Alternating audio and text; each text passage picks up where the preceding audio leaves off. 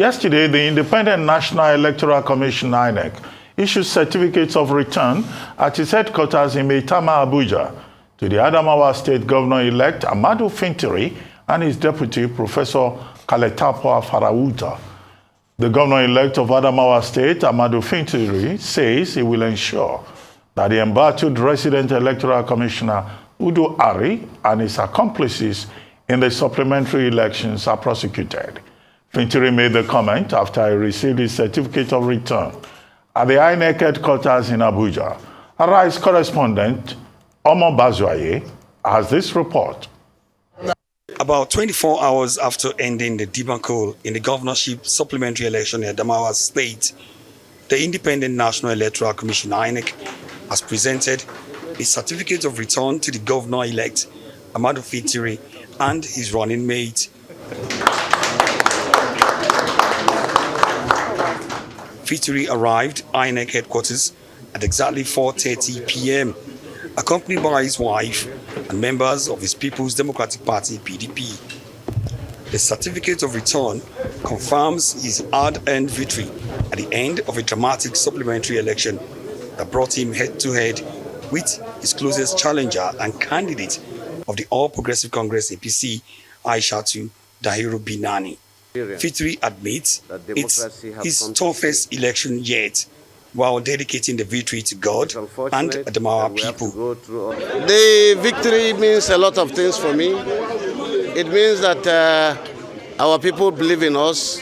We won the election with them, and we're going to double our effort, supported by my able deputy, the professor, and the former vice chancellor, to see that we continue on the right trajectory that we have started in the state, giving our people excellent infrastructure. The election in Adamawa had moved swiftly from normal to controversial after the resident electoral commissioner, Udo Yunisahari, hurriedly declared APC candidate Binani winner and governor-elect, even when collation was yet to be concluded, knowing fully well that he lacked the powers to make such a declaration. INEC had promptly disowned Udo's action and recommended his arrest before it returned to Adamawa to complete the process that eventually produced Fintiri as the winner. Udo should be prosecuted, and I believe I'm the right person to prosecute him because he committed the offense in Adamawa, and I'm sure I'm going to prosecute him, along with the security chiefs that committed those offenses with him, because they ought to have been the one to protect democracy. Joining us now from our Abuja studio is Ibrahim Faruk, Program Manager, Governance and Development, IAGA Africa. And later, here in Lagos, we'll be joined by Ibrahim, a human rights and public interest lawyer. Thank you very much for joining us, Faruk. Good morning. We want you and Ibrahim. Good morning. Yes, who will be joining us later to discuss Adamawa supplementary polls. And I recall that IAGA Africa had issued a statement in which you had specific demands. You wanted INEC to conclude the process. INEC has done so. You wanted the prosecution of Yunusa Ari, the resident electoral commissioner, who violated the law and announced the result prematurely. That also has been done in terms of INEC asking for his prosecution, and other parties also condemning his behavior. The IAGA report also asked other agencies involved, particularly the Civil Defense. The National Security and Defense Corps has also summoned its officials in Adamawa State, and then you also called for thorough investigation. We hope we're going to also get that. So is IAGA Africa satisfied with what has transpired so far? And what else do you think needs to be done, especially in terms of lessons to be learned, now that the Civil Society Situation Room is saying the big lesson is that there are aspects of electoral reform that we have to return to? Well, thank you very much for having me. I think to just go straight to the first question around whether Yaga Africa is satisfied, I would say we are not totally satisfied because only a few of the recommendations that we made in that statement have been carried out.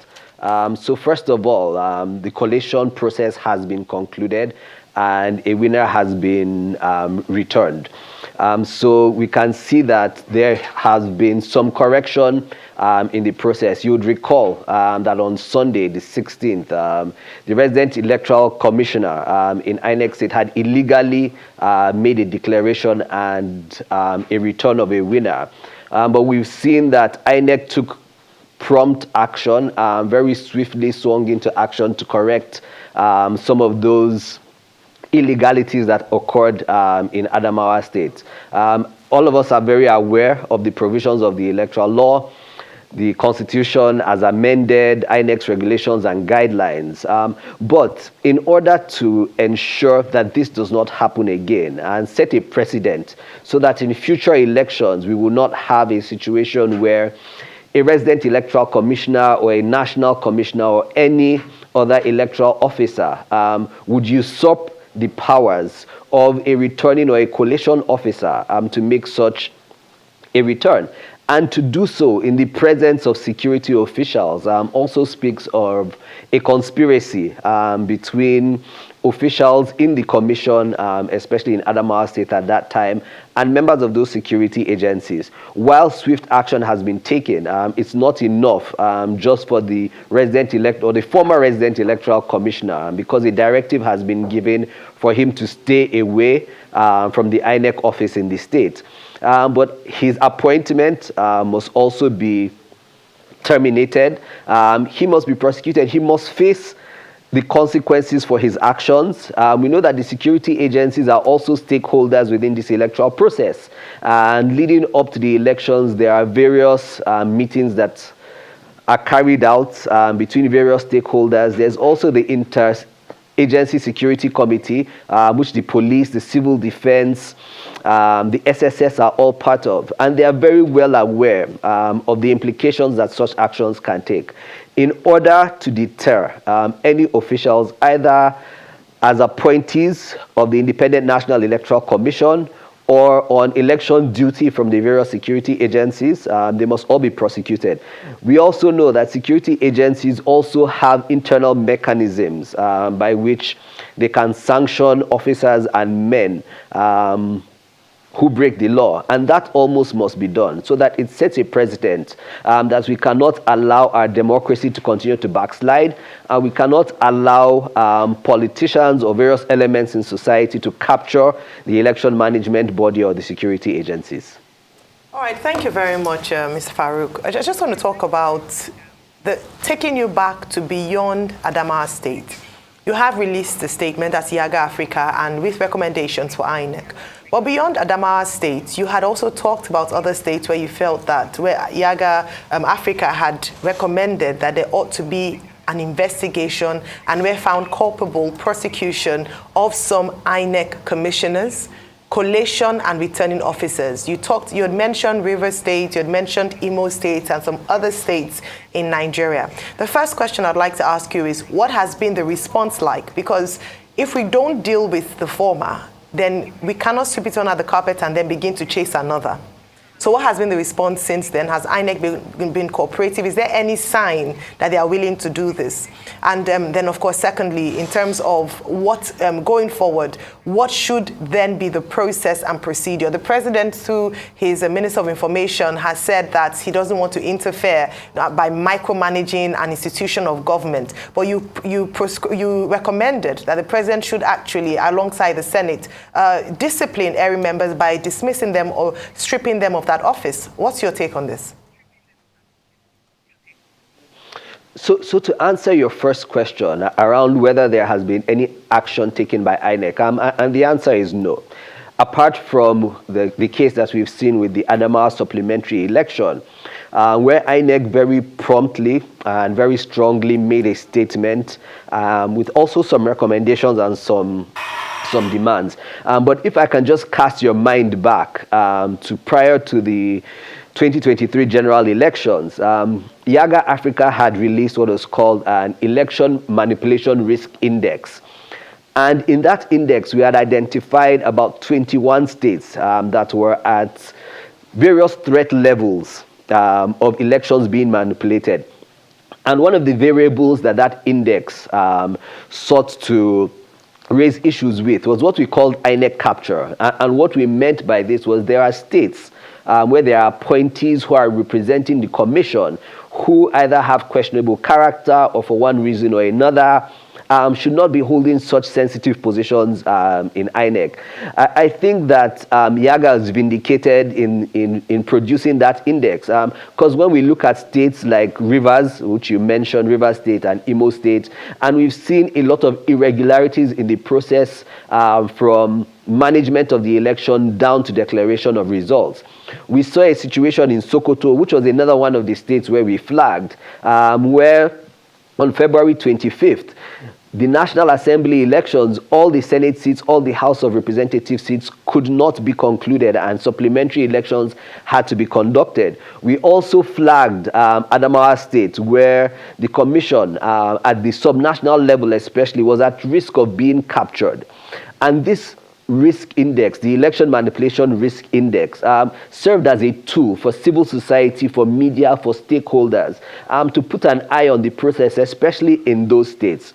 I think that moving forward, the commission needs to be more proactive in the appointment of resident electoral commissioners. We know that the appointment comes from the president and there's a whole administrative process. But civil society organizations came together to say, you know what, the appointment of certain resident electoral commissioners is going to pose a problem. But however, INEC was not able to take any action with regards to their appointment, and they continued up until the general elections. And we're seeing it playing out now. The implications of having compromised officials who are leading the commission as resident electoral commissioners in the state. But INEC has not taken any other action. What I expect is that when INEC conducts a review of the 2023 general elections, to make those recommendations to the president or to the secretary,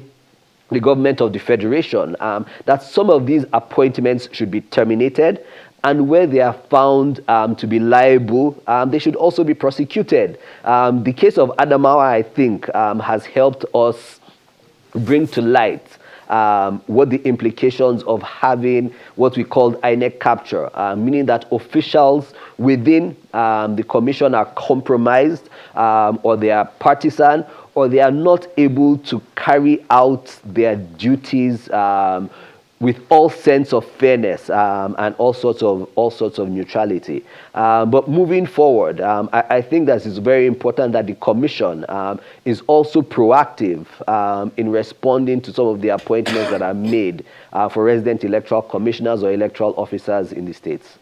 All right, Ibrahim, Faruk, thank you very much. It's good to have you on the program. You will recall that organizations like CODE, led by Hamzat Lawal, Sheon Igbide's budget, your own organization, Yaga Africa, Yemi Adamoleko's Enough is Enough, CSOs in Situation Room, and all of you guys have been working together to monitor our election and to make sure that it is free and fair.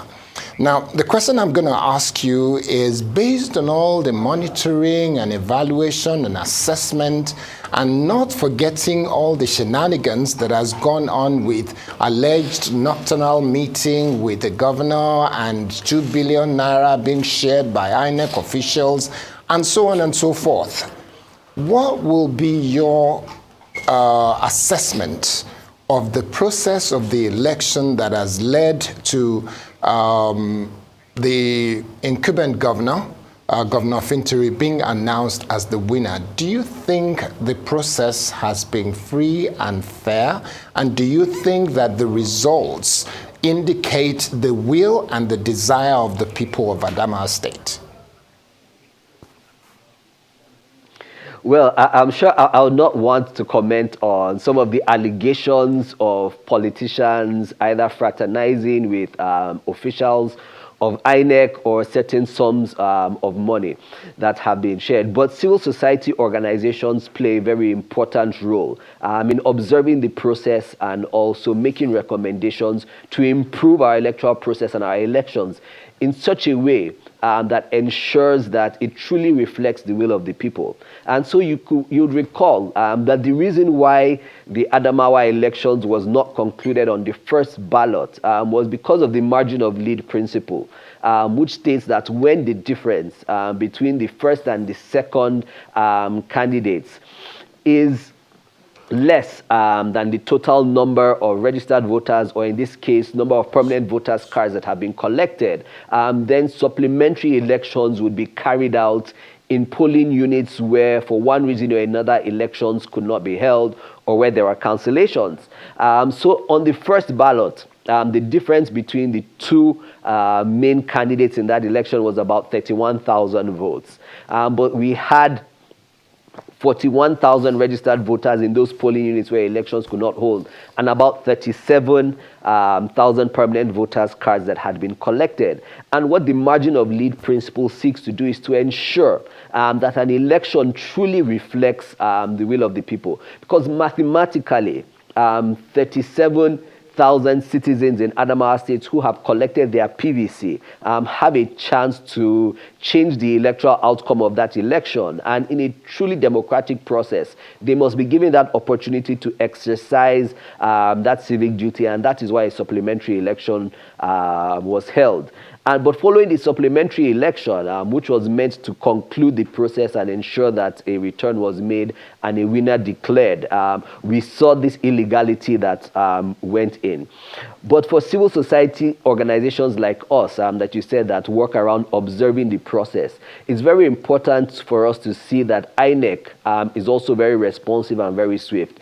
Because if you look back to the general elections, I'm sure you know that INEC has a long road ahead to ensure that it wins back the trust of the citizens, the trust of Nigerian citizens, in such a way that a lot of the declining voter turnout that we see, because there's a lack of trust in the institution, and that trust needs to be built over the next few years. And I think INEC is on the road to on the road of that process to building trust, to say we are not going to sit back and see officials flagrantly break the law, make illegal declarations, and then ask anyone to go to court. But when it is within our powers, we are going to say that this action is null and void because it is illegal, and we are going to ensure that the right thing is done, that collation is concluded within the confines of the law, and that a winner is declared, returned, and elected. Okay, so a quick question will then be, from your assessment, when your men on ground in Adamawa State, what's the feedback they're giving you in terms of maybe they took an exit poll or whatever it is? Does the numbers represent what was announced? And secondly, in terms of what happened in Adamawa, you look at what happened in Enugu. Do you think there is a relationship, anything to compare? Because in Enugu State, Labour Party is contesting the results because they're saying the gap between the results of the winner and that of the Labour Party is so small that you look at the numbers of the number of cancelled votes, you cannot say that the person has clearly won. So from our observation, the results reflect the will of the people. And if you recall, we observed both the presidential election, we also observed the governorship elections and the State House of Assembly elections, as well as the supplementary elections. And beyond just observing the declaration of results, we're very invested in the process that leads to the declaration of results, and whether, for instance, there's an improvement in the management of electoral logistics, and whether the bimodal voter accreditation system works or whether it was used, for instance. And we saw significant improvements by the Independent National Electoral Commission when it came to the supplementary elections, even though there were still reports of late arrival of materials in some of the areas. So it's not possible for us to look at the declaration of results without looking at the process as well. And the process has been concluded by INEC within the confines of the law, regardless of some of the challenges that they have faced. But I'm also glad that you brought up the case around Enugu. And while these are two different cases, I think we can both learn from them as well, where the margin between who was declared winner and who came second in that election is very small, and there are contestations around whether the margin of lead principle should apply or not. One of the things that we've seen that INEC has done in this election, which was never done before, was to release data on the number of permanent voters' cards that have been collected at every polling unit. And this was done in an attempt to ensure that there is more transparency and there's more accountability, and that when it comes to result collation, it truly reflects the will of the people. But the case in Enugu also presents another opportunity for us to improve the management of elections, and for candidates who truly believe that they've won the election to use legal processes, because there's a process for review, even stated within the Electoral Act, within where you believe that this declaration was either made wrongly or erroneously, for a review of the results to say, from our findings, from our own situation, and I'm speaking as a candidate in this case, a candidate who says from our findings, these are the number of votes we got, and we are seeking a review, and there's that process. And if that process does not work, we also have a judicial process, which we're starting to see can work and ensure that the mandates of the candidates and the will of the citizens are truly reflected. Well, elections have been won in this country before with just 345 votes at the gubernatorial level. We saw that in Sokoto State previously. What the margin of lead principle says is that if the margin of lead is lower than the number of cancelled votes, then that creates doubts. But Section 149 of the Electoral Act 2022 says, if you are in doubt, go to the tribunal. That's where we are. But, okay, I like the fact that you say the process has been completed. But from what you have seen, what are those critical areas in which we need reform? I cited the civil society situation room earlier on, saying that, for example, we need to take a second look at how we appoint resident electoral commissioners. We need to take a second look at some of the provisions of the Electoral Act 2022. What, on the basis of your own findings and observations, are those other areas that we need to look at? Because it looks like providing an electoral framework for Nigeria is an unfinished business. Well, Dr. Ruben, I totally agree with you that providing an electoral framework for Nigeria is an unfinished business. And one of the things that the ugly situation in Adamawa has thrown up for us is that we must, as a matter of national urgency, review how officials who are appointed, the process of appointing those officials, whether as national commissioners, whether as resident electoral commissioners, whether as electoral officers.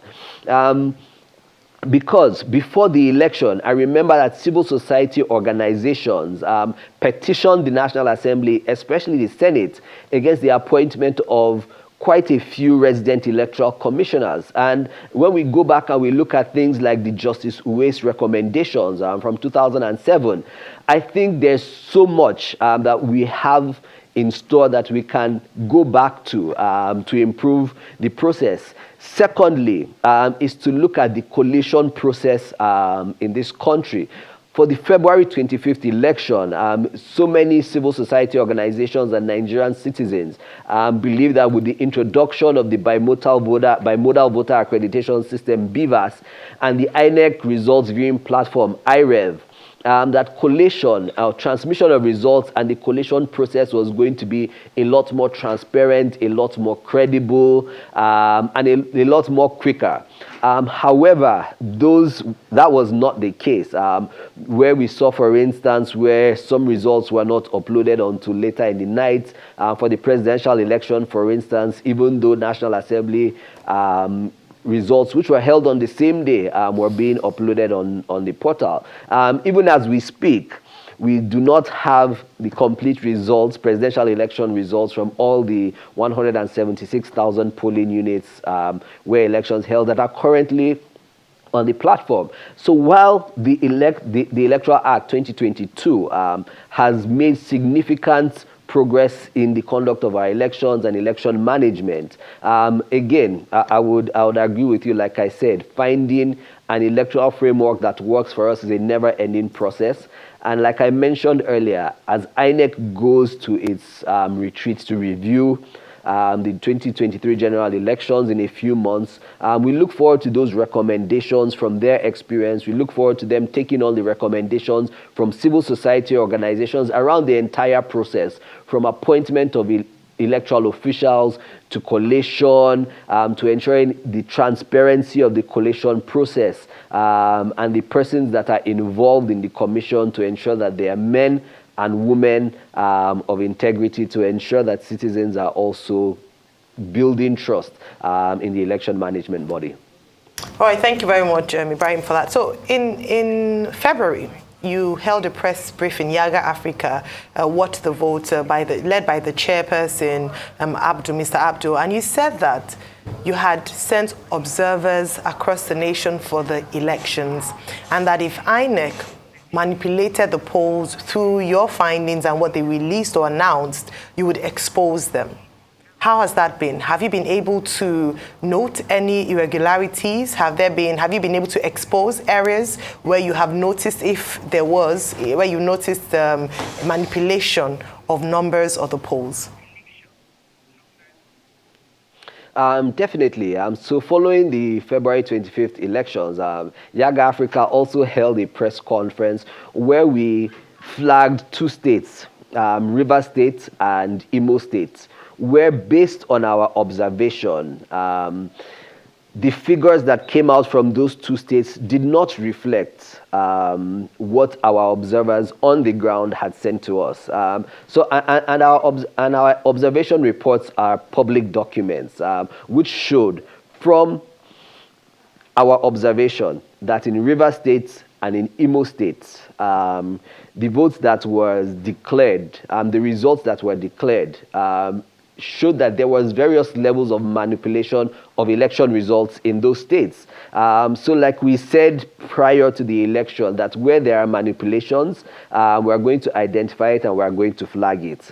But as an election observer group, I think our role is to say we have observers on the ground. We say we have a clear methodology with observers spread across all the 774 local governments, across the 36 states and the FCT that we had, where we had observers who were sending us reports in near real time. And these reports started from when polls opened in the morning. So we observed the entire process from opening of polls to when voting started, to counting and sorting and declaration of results, and then finally looking at winners who are declared in various constituencies. And so where polls did not open, for instance, at 8:30, as INEC said that polls would open, we flagged that. Where BVAS was not used in some certain polling units, we also flagged that as well.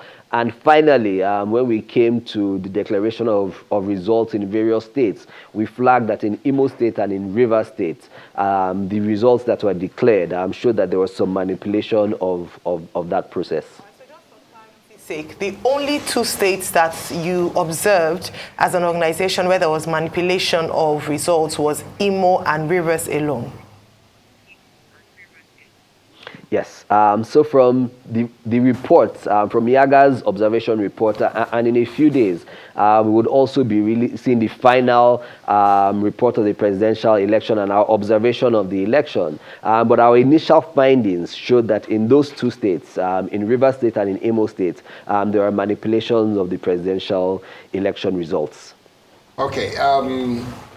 Ibrahim, thank you for the extensive analysis and points that you have made with regards Adamawa. If you don't mind me expanding the conversation a little bit, when Yaga Africa looks back at the entire election, and some people have said there is a level of violence that is unprecedented, and issue of race and religion playing a major role in the conversation, and some other people in government especially saying that this is the best election we've ever had.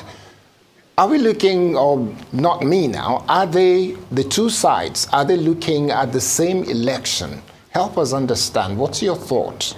How do we marry both to have a central ground for those who think is the most violent, is the most troublesome, is the most divided, and others say it's the very best election that we've ever had?